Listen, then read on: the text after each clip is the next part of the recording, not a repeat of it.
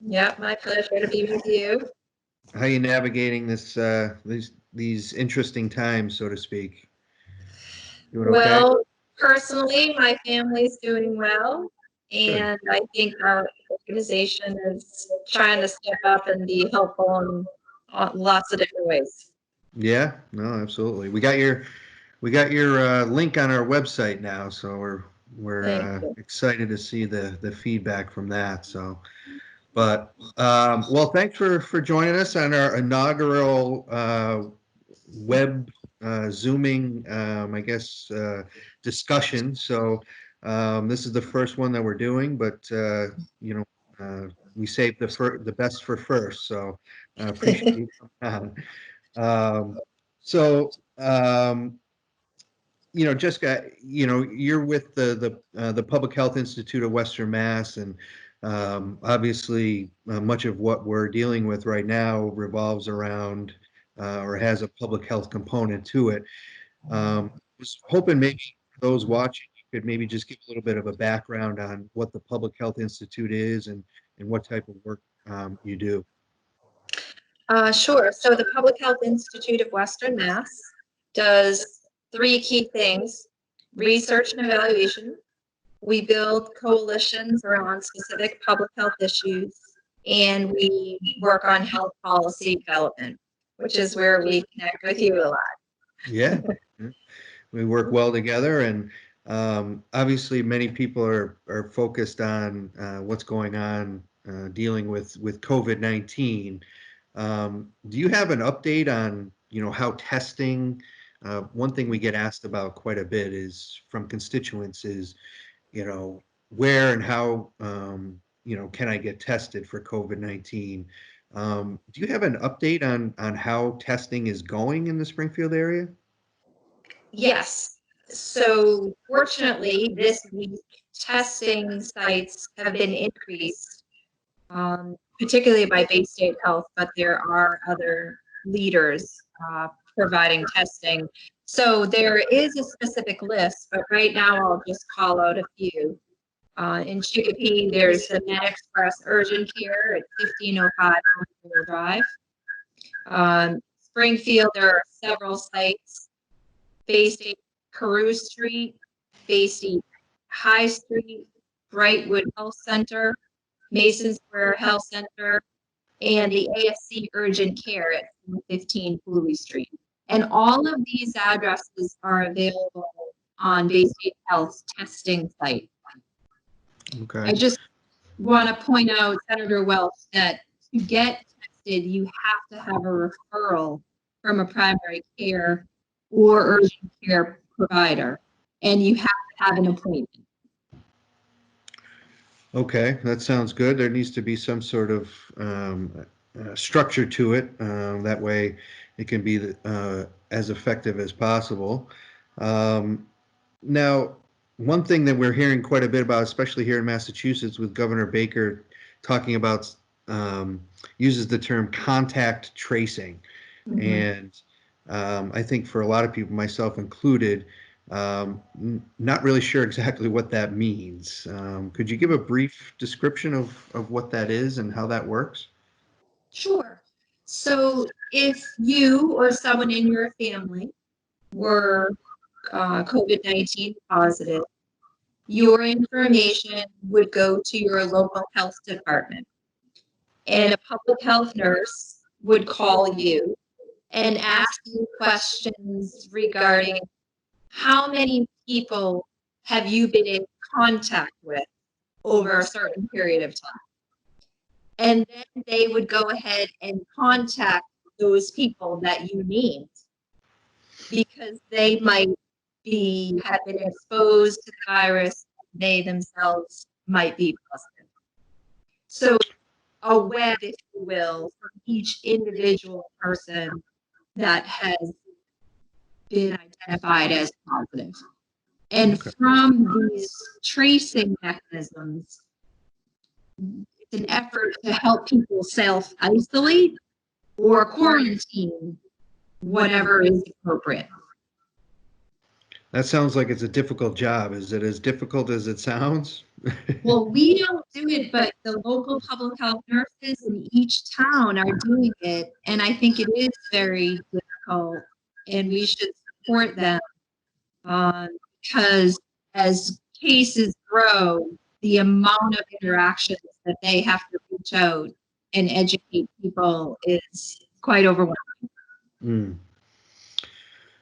Now, I know the governor's mask order effectively went into play. I think yesterday was the first official day, and certainly noticing more and more people wearing masks in all different places, outside, inside. Not that I'm getting out too much, but was at the gas station today and saw everybody was wearing a mask. So I said, "Oh, I better put mine on." I didn't, I thought it was really more for inside type situations if you went into a grocery store or something along those lines.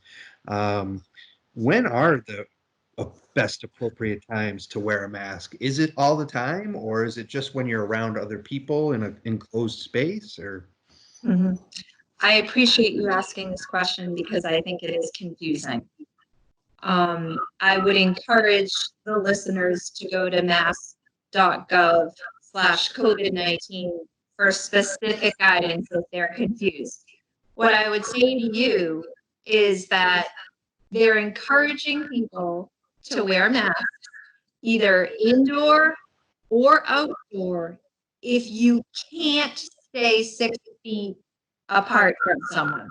So if you were at the gas station and there really wasn't anyone around you within, let's say, the length of your car, Mhm. then, it's your call about your comfort if you want to have the mask on. But if you felt really jam-packed in there next to someone who's also pumping their gas, then they're saying you might as well just wear it. If you're in your car by yourself driving, you don't need to wear a mask. And some of the masks can really inhibit people's breathing. So I think it's, again, a judgment call. If you can't be 6 feet apart from people, then they're saying, please put the mask on, whether you're inside or you're outside. So when you're in your car and if you're by yourself, I suppose it doesn't do any harm unless it's impairing your vision if you're wearing it, but it's not necessarily um, necessary if you're alone in your own vehicle. That because you do see people driving wearing masks, which I'm like, oh no, should I be wearing my mask while I'm driving? But I suppose maybe if they have other people in the car, but if they're safely removed 6 feet or more from another person, um, it's okay not to wear one. That's correct. Okay.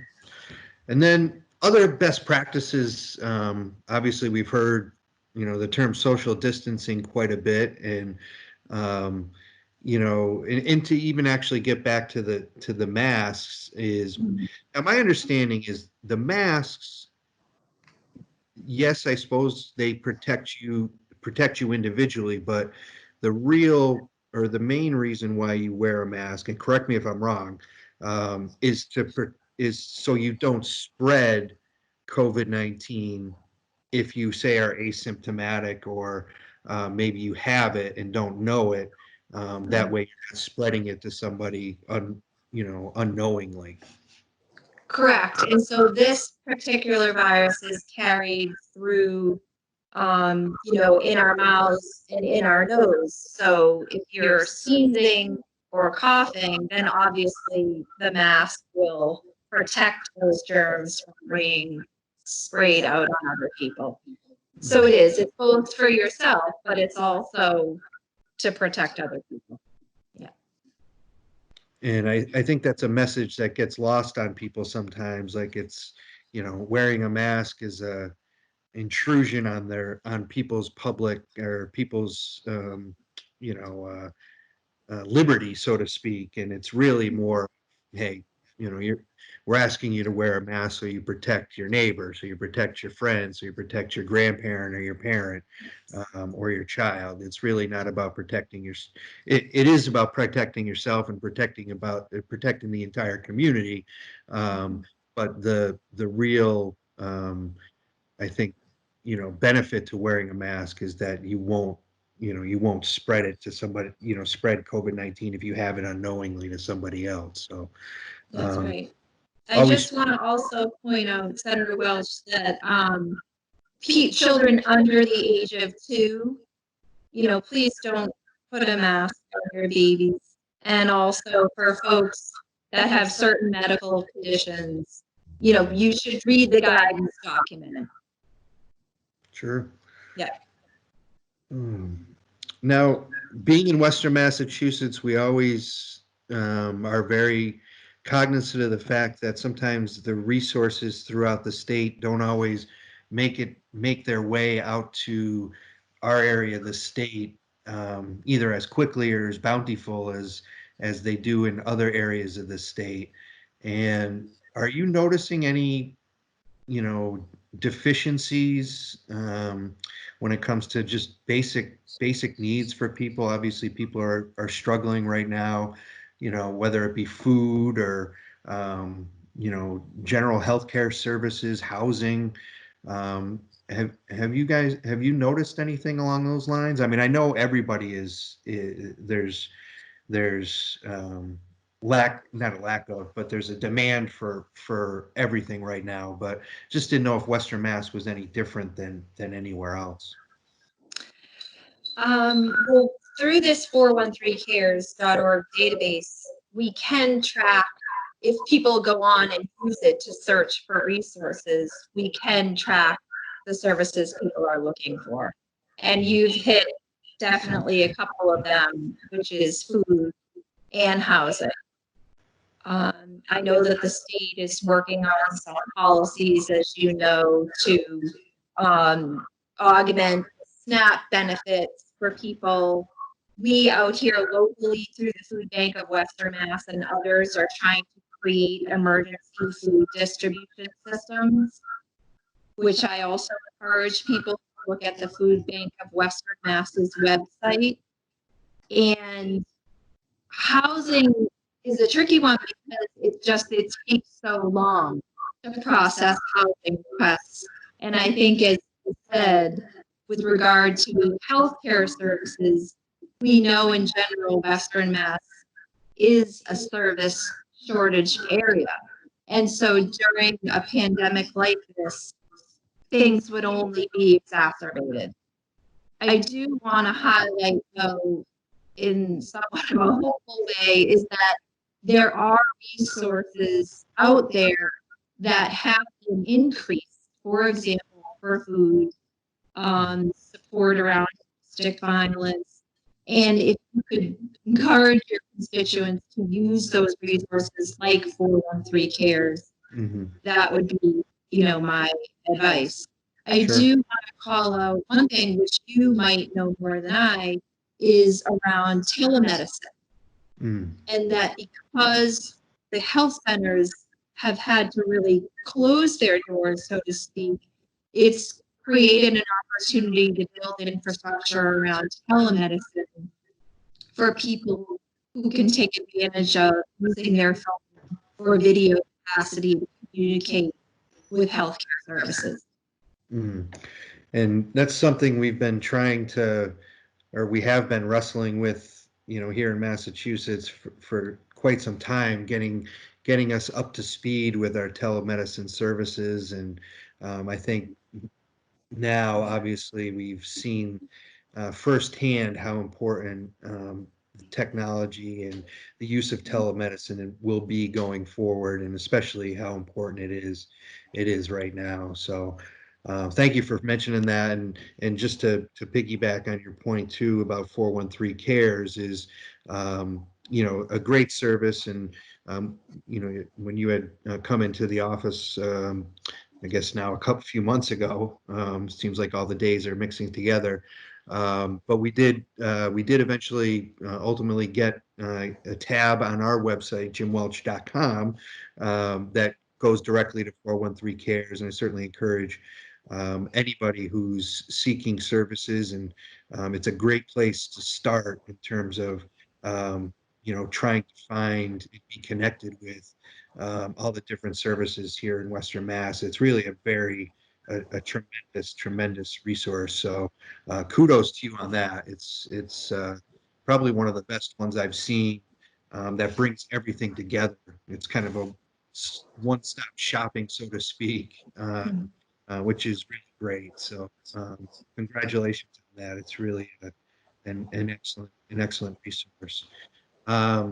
So I guess, we got a few more minutes left, I suppose. And once people, I think, just have generally asked, and this isn't necessarily specific constituent questions, but I think more, general questions amongst neighbors and family members is, uh, should we anticipate in the fall and winter another wave of COVID-19, something similar to it? And what steps, if any, can we take right now, uh, I guess, to diminish those chances? Yeah, and I think this sort of weighs more on the policymakers like your shoulders when we think about certain communities. For example, if students don't go back to school, how will childcare environments be able to support folks who might be able to go back to work? And I think those two things need to be thought of together. Education and workforce. The conversation obviously can't be siloed. They have to happen together. Another population that I think we need to be thoughtful about is the homeless population. And the city of Springfield, I think, was ahead of the game, thinking across the state in different cities where they got on it. The mayor put up tents. They worked together with healthcare systems and Friends of the Homeless to create a system. My concern is if we see another wave of COVID-19 in the winter or even fall, tents in New England might not work. And bricks and mortar and a plan for having buildings, obviously, that can sustain a winter weather pattern, should be considered. I also think with regard to the food distribution systems, they've been somewhat forced to be kind of changing day to day. And I think that for the late fall and winter, if we see another wave, we need to have those systems where people can just count on them and know the routes in a more regular fashion. And so if we can be thoughtful in taking on those particular issues for particular populations, I think we could be in a better place. Good advice. Well, I, really want to thank you for your time today, and maybe just in a closing moment, we mentioned 413 Cares, and like I said, it's a great place to start in terms of researching and trying to look for and be connected with different resources. Are there any other suggestions, that you could make to people that, might be helpful for them as they try and navigate through, day by day, week by week here? Yeah, I guess I would just say it's very hard to stay isolated in our homes, and it can be boring, and we're anxious. And I think what we have to do as a collective in our region in particular is to know your symptoms, practice the prevention methods, but also just, we've got to stay at home if we can, and let the healthcare systems manage in a more effective way. And so I would just ask our community to dig in deep and stay at home and follow the guidelines from the experts as best as they can. Sage advice.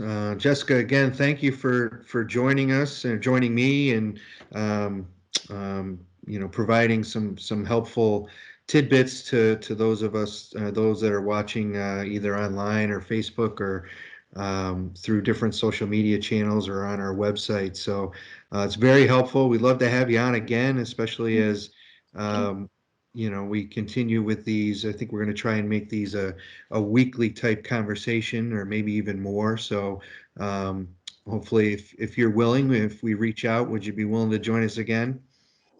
I would love that. And I just want to actually say to you that I think this is a terrific thing to do. And I think the more information that trusted leaders like you can provide is really better for all of us. So thank you.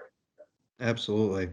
Well, thank you, and I'm sure we'll see you soon, hopefully in person at sometime not too far in the distant future. But for right now, it's best to, as you said, listen to the public health professionals and the advice. They're not just giving us advice because they want us to stay home. They're giving us advice so we can save as many lives and prevent as many challenging times for people in our community. So, but I appreciate your time, and again, thanks for joining us, and hopefully we'll see you sometime in the near future.